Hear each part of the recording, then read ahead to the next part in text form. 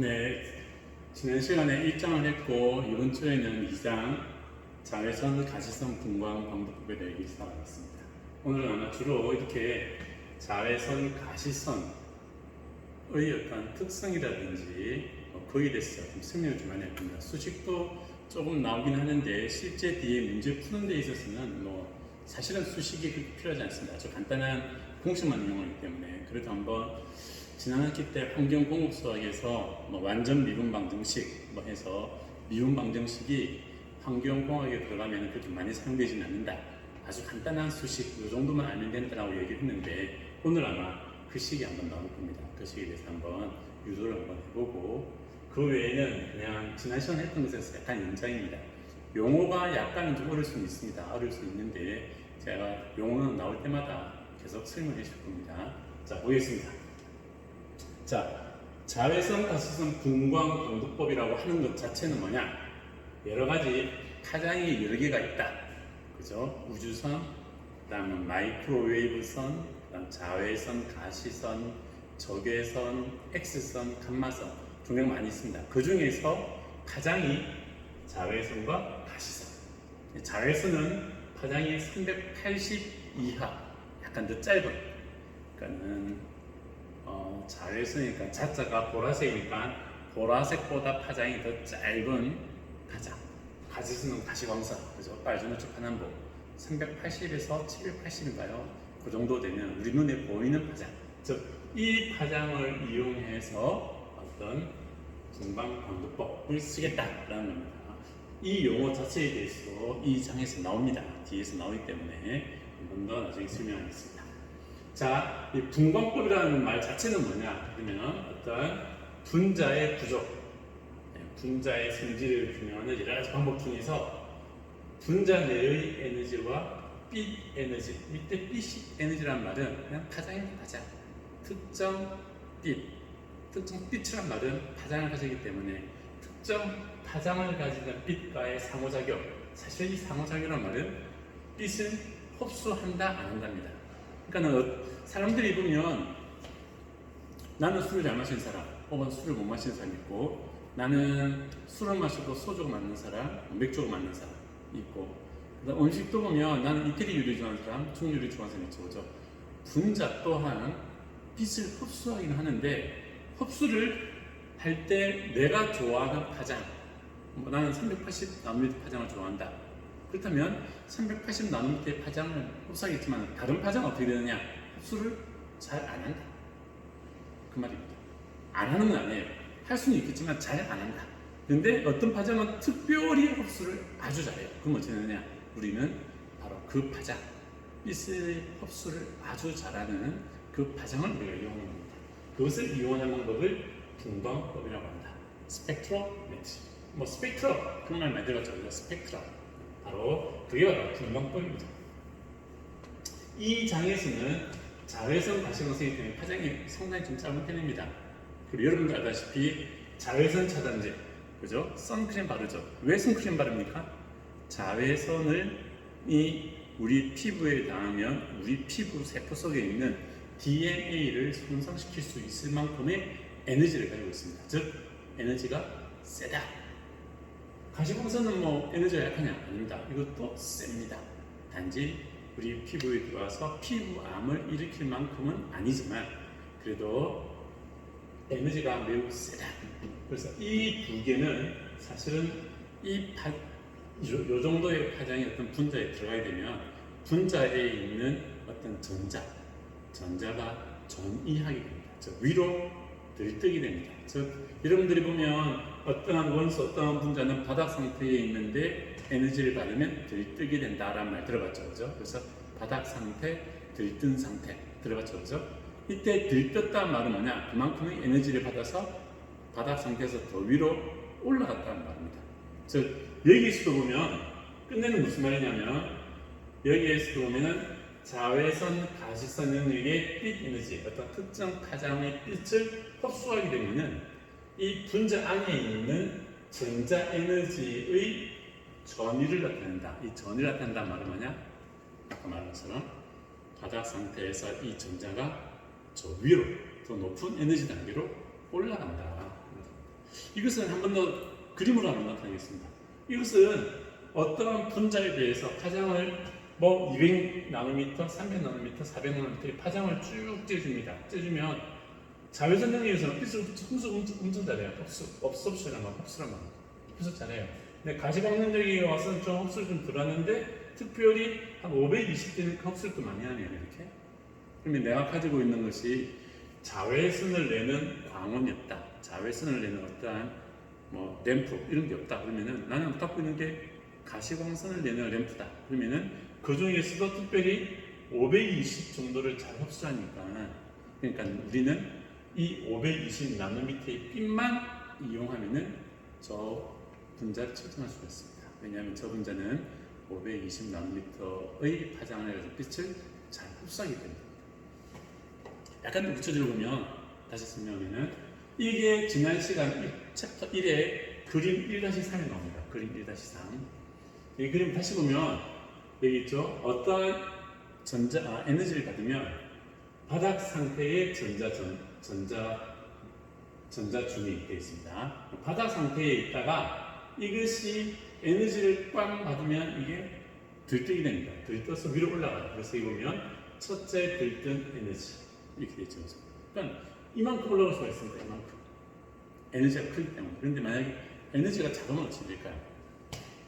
전자가 이렇게 전자전이가 일어나는 게 아니고 그 밑에 있는 어떠한 분자의 바이브레이션, 진동, V1, V2, V3 진동을 일으키는 아니면 로테이션, 회전입니다.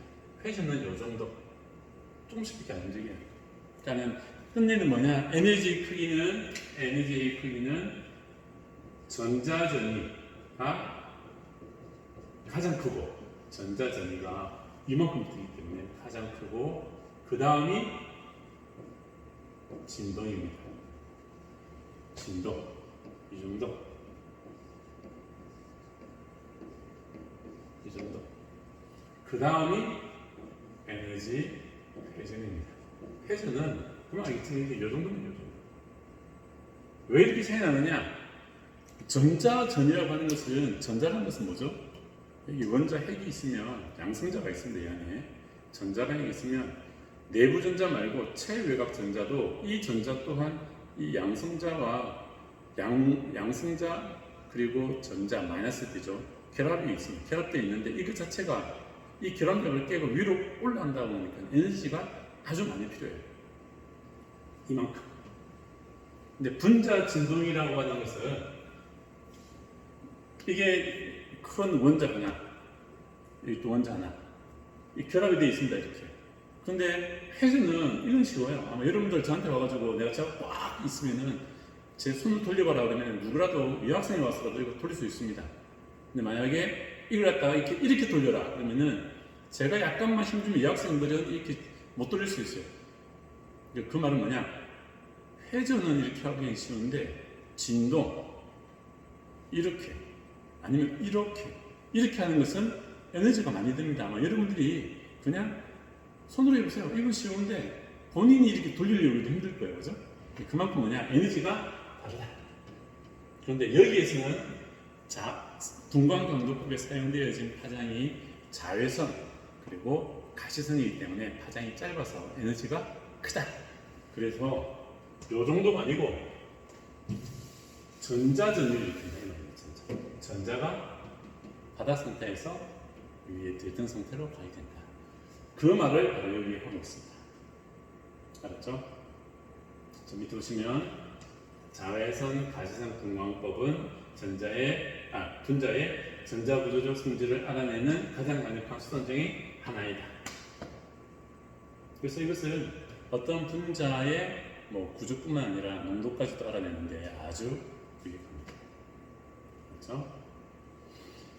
자, 그 다음. 그래서 여기서 제일 중요한 것은 자외선 가시선 분광광도법은 바로 이겁니다. 분자 내의 전자에너지의 전이. 전자에너지의 전이. 즉, 분자의 진동이나 회전이 아니고 이렇게 바닥 상태에서 들뜬 상태로 전자가 전이합니다. 전이란 말은 위치를 바꾼다. 전위. 알았죠? 자, 그러면 이제 농도를 알아내기 위해서는 오케이, 빛이 흡수되어지네, 많이 흡수되네, 적게 흡수되네 했을 때 그 흡수되어지는 양은 농도에 비례합니다. 그래서 농도에 비례한다는 말은 어떤 공식이 있겠죠. 그죠? 그래야지 흡광도로부터 농도를 계산할 수가 있습니다. 자, 그때 사용되어지는 공식이 뭐냐? 베어의 법칙입니다. 저 위에 있는 베어의 법칙. 자, 베어의 법칙이라는 것은 밑에 그림이 있습니다. 보시면 어떠한 시료가 있는데 이 시료 속에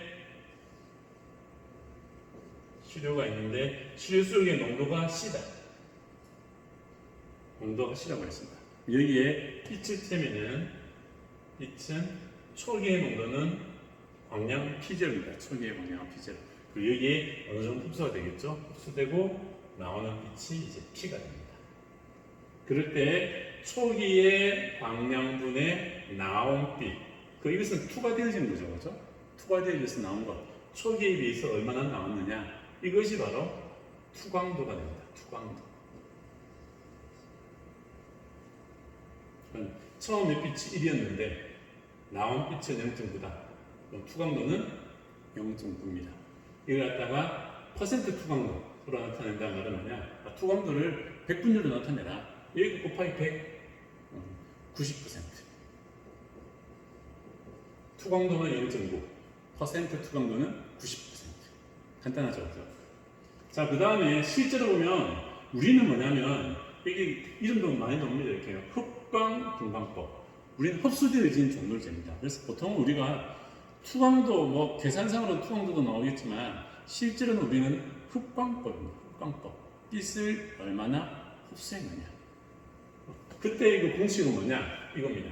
여러분들 이 공식. 이 중에서도 A는 마이너스 로그 T.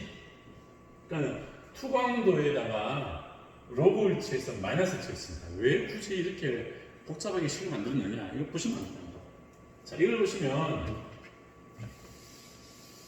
처음에 빛의 색이 P0는 1입니다. 1. 전부 다 1입니다. 1. 넣었는데 이때 나온 빛이 0.05부터 0.91, 0.95, 0.995, 0.995가 나왔단 말은 뭐냐? 무려 99.5%가 투과되었다. 아주 소량이 흡수되어집니다. 아주 소량이 흡수되어집니다. 근데 실제로 보면 해양에서나 이렇게 보면 농도가 아주 낮습니다. 농도가 낮기 때문에 투과도가 거의 0.97, 0.99, 0.995 이렇게 됩니다. 투과도가 아주 낮다. 이렇게 되면은 이걸 가지고 구분할 수가 없어요. 그래서 여기에다가 이 두 개의 B를 이용한 게 T고, 뭐 T나 P나 사실 똑같죠. 이렇게 되는 거죠. 여기다가 로그를 치면 어떻게 되느냐? 이 부분은 별 차이가 없는데 밑으로 보면 어떻게 되느냐? 이 부분이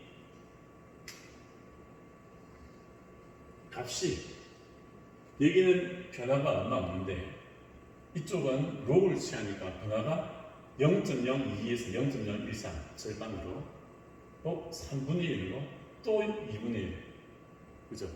그러니까 로그를 취하니까 이 값이 훨씬 더 작으니까 차이를 더 알 수가 있습니다. 그러니까 즉 흡수되어진 양이 너무너무 작다 보니까 이 흡수되어진 양이 너무 작은 것을 증폭시키기 위해서 로그를 취합니다. 그런데 이렇게 하니까 마이너스가 나오니까 이 마이너스를 어떤 값으로 나타내기 위해서는 플러스로 하자. 그래서 앞에다가 마이너스를 줬습니다. 그래서 마이너스 로그 t. 이것을 흡광도로 정의를 했습니다. 왜 이렇게 나오느냐가 아니고 이것은 정의입니다. 정의. 그러니까 삼각형은 3개의 빗변으로 이루어진 도형이다. 삼각형은 4개의 빗변. 그죠? 그리고 왜 이렇지가 아니고 이건 정의입니다. 이것은 정의입니다. 것을 외우면 됩니다. 이 공식은. 자, 이건 한번 외워야 됩니다. 이것은. 근데 공식칙은 너무 간단하죠. 그죠? A는 마이너스 로그 T. 이때 T는 투광도이기 때문에 투광도는 P분의 P0. 그죠?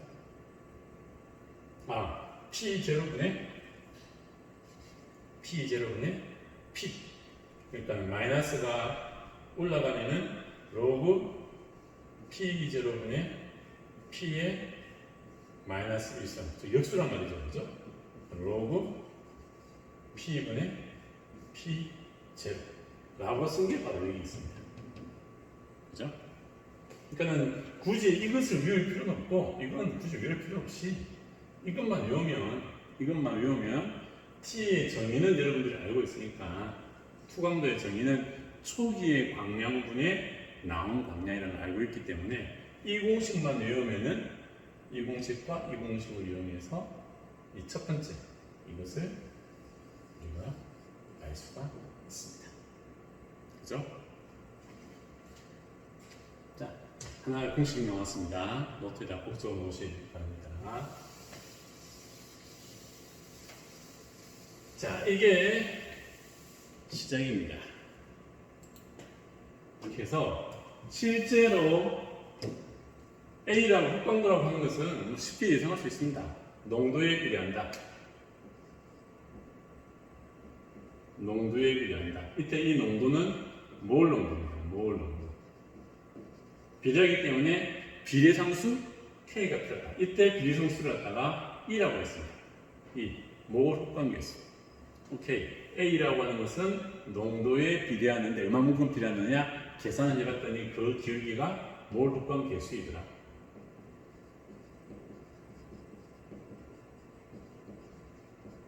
만약에 이때 농도가 몰 농도가 아니고 1몰, 0.1몰, 0.27몰 이렇게 몰이 아니고 뭐 ppm이다. 밀리그램 퍼 리터다. 그러면 그때의 계수는 뭐냐? ppm 흑광계수가 됩니다. ppm 흑광계수 농도는 다시 이 값은 다시 우리가 환산할 수가 있습니다. 이것은 3학년 2학기 수질화학 실험 시간에 아주 자주 하게 될 겁니다. 그리고 여러분들이 그 실험 수업을 들으면 이 공식에 대해서 많이 이용하게 되고 분명선도 꼽고 그 다음에 개념도 몰 흑광계수, ppm 흑광계수 이게 뭐지? 라는 것을 확실하게 이야기를 하게 됩니다. 자, 그 다음에 우리가 여기 보시면 적조를 예를 들어서 적조물을 이렇게 떠가지고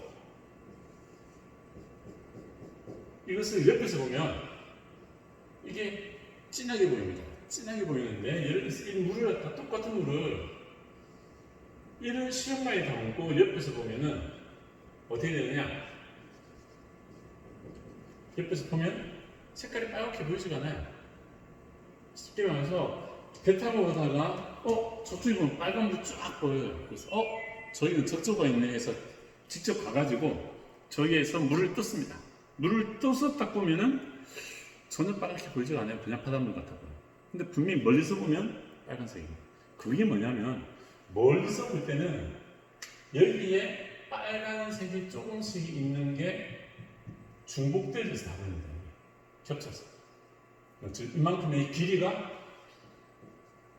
긴 거죠. 근데 이것은 길이가 이 폭이 좁습니다. 색깔이 좀 달라요. 다시 말하면 이게 길면 길수록 더 진해질 겁니다. 그래서 그때 남겨놓은 뭐냐, 똑같은 농도를 하더라도 똑같은 적조가 있는데 적조를 아주 폭이 넓은 비크에 넣고 봤을 때의 색깔, 좁은 비크에 넣고 봤을 때의 색깔은 다르다. 즉 폭에 따라 다르다. 그죠? 그렇기 때문에 여기에 이때 폭, 투과 길이, 빛의 투과 길이를 고려해 주는 겁니다. 그렇게 해서 A는 EBC가 됩니다. 아시겠죠? 공식은 간단하죠, 생각보다. 네, 생각해보세요. 오케이. 흑광도는 농도가 진하면 진할수록 흑광도를 더 많이 할 거다. 흑빛을 많이 흡수할 거다. 얼마나 흡수하느냐? 화학물질에 따라 다른데 화학물질마다 몰 흑광계수가 있다. 알겠죠? 당연하게 이것은 아까도 얘기했지만 특정 분자들은 특정 파장을 흡수합니다. 그렇기 때문에 당연하게 몰 흑광계수는 파장에 따라 다 다릅니다. 그래서 여기도 나와 있죠, 그죠? A값, 흑광도는 몰 흑광계수에 비례하는데 이 몰 흑광계수는 당연하게 복사선의 파장에 의존한다. 파장에 따라 다르다 이 말입니다. 자, 그리고 아까 말했던 길이 B 이 공식. 근데 이 공식을 사실 머리로만 생각만 해도 저 공식을 우리는 만들어낼 수가 있어요. 만들어낼 수가 있는데 이 책에서는 꼭 한번 수식으로 또 한번 설명했습니다. 한번 수식으로 한번 가보겠습니다. 수식으로 왜 이 공식이 나왔느냐. 자, 밑에 보시면 그림이 있습니다. 아까 말한 것처럼 입사광이 있습니다. P0 해서 여기에 어떠한 시료가 있는데 이 시료에 통과합니다. 통과해서 나오는 게 투과광입니다. P. 그죠? 이때 투과할 때 P가 들어와서 P가 나왔는데 이때 이 길이를 갖다가 dx라고 했습니다. 실제로는 이까지 길이가 이만큼 되는데 이 좁은 구간을 나눴습니다. 아마 여러분들이 고등학교 때 정적분 하다 보면 이것을 뭐 델타 x 혹은 n등분이 있기 때문에 n분의 1, 뭐 n분의 p 뭐 그런 거 했습니다. 사실은 여기서 뭐 그까지 뭐 기억이 안 나면 좋습니다. 자, 여기서 dx다. 그러면 어떻게 되느냐? 끝내는 빛이 얼마나 감소하느냐. 감소되어진 빛을 갖다가 dp라고 했습니다. dp. 감소되어진 빛의 양. 끝내는 이 dx에 비례하게 되고, 아까도 말한 것처럼 농도에 비례하게 되고, 당연하게 들어온 광량이 세면 세수록 많이 흡수되겠죠. 그죠? 적게 들으면 적게 흡수될 거고. 광량이 비례하게 되고. 그래서 그때 비례상수, 그냥 우리는 비례다. 그죠? 그러면 비례상수 T를 쓰게 됩니다. 이것은 당연히 빛이 들어왔으면 흡수되기 때문에 나온 빛은 감소하겠죠. 감소하기 때문에 얘는 마이너스 붙여줍니다. 제가 말한 걸 갖다가 이 그림을 보고 말한 대로 이렇게 거리에 비례해서 감소할 거고 농도에 비례해서 감소할 거고 들어온 광량의 세기에 비례해서 감소하는데 바로 이거다. 비례한다. 근데 이때 얼마나 비례하느냐? 몰라. 비례상수 T. 감소하기 때문에 마이너스. 이걸 붙이면 됩니다. 그렇게 해서 그러면 어찌 되느냐? 그 다음 책에 보시면 이거죠. 끝내는 앞에 식에서 dp는 마이너스 k의 pc dx였습니다. 그 다음 이게 바로 완전 미분 방정식이죠. 그죠? 변수가 x와 p다. 그러니까 x와 p 이 두 개의 변수를 갖다가 분리합니다. 변수 분리. 그러면 p는 p끼리 p분의 dp는 여기 남는 것은 마이너스 kc dx가 남습니다. 그죠? 그럼 이것을 양변을 적분합니다. 여기 책에는 마이너스가 이쪽에 있으니까 이 마이너스를 이쪽 옮기겠습니다. 양변 적분 마이너스 p분의 1 dp는 kc dx. 이때 구간이 앞에 보면 구간은 그 셀의 두께가 b라고 했습니다. b. 그렇기 때문에 0에서 b까지. 광량은 초기 광량이 p0 나올 때 광량은 p였습니다. 그래서 이거 p분의 1 적분은 뭐죠? 로그 p죠. 로그 p 마이너스 로그 p. 구간은 p0분의 p. kc에 이건 상수니까 x가 없죠. 그죠? 여기다가 x. 구간은 0에서 b. 대입을 하면 마이너스 로그 p 마이너스 로그 p0는 kc x가 b 마이너스 0 이렇게 됩니다. 그럼 이것은 kc b. 이쪽은 로그 이게 뭐죠? p0분의 p죠. p0분의 p의 마이너스 1승. 그럼 어찌 됩니까 이게? 이게 바로 정의하면 로그 p분의 p0는 kcb. 이게 바로 뭐죠? 이렇게 할 필요 없네요. 이게 바로 아까 정의에 따르면 이게 바로 a였습니다. 그래서 a. 그죠? 이게 바로 t죠. 그죠? t 마이너스 로그 t가 되는 거죠. 이게 아니지. 잠시만요. 이것은 자연으로 보기 때문에 ln분의 2고 이것을 갖다 고치면은 미수이니까 로그로 고치면은 p분의 p0의 로그 2가 되는 거죠. 그래서 이게 넘어가 버리면 이렇게 되죠.